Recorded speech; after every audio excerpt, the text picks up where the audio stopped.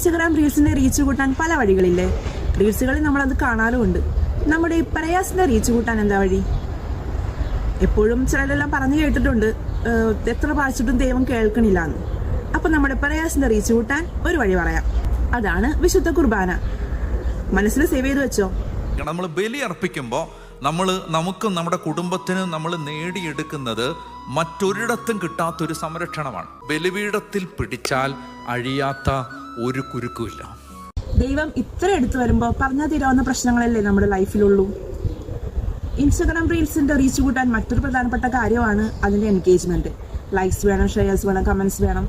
Same തന്നെ വിശുദ്ധ കുർബാന അർപ്പിച്ച് പ്രാർത്ഥിക്കുന്ന ഓരോ പ്രാർത്ഥനയ്ക്കും നമുക്ക് എൻഗേജ്മെന്റ് കൂടും.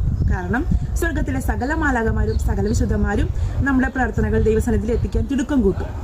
ഇനി ഒട്ടും ലേറ്റ് ആക്കണ്ട. നിങ്ങളുടെ മനസ്സിനെ എന്താണോ വേദനിപ്പിക്കുന്നത് അത് വേഗം കൊണ്ടുപോയി വിശുദ്ധ കുർബാന സമർപ്പിക്കുക. 100% ഷുവറാണ് ദൈവം ഇപ്പൊ തന്നെ നിങ്ങളുടെ കാര്യത്തിൽ ഇടപെടും. വിഷമിച്ചിരിക്കുന്ന നിങ്ങളുടെ ഫ്രണ്ടിന് ഇപ്പൊ തന്നെ പറയുക, വിശുദ്ധ കുർബാന അർപ്പിച്ച് പ്രാർത്ഥിക്കാൻ.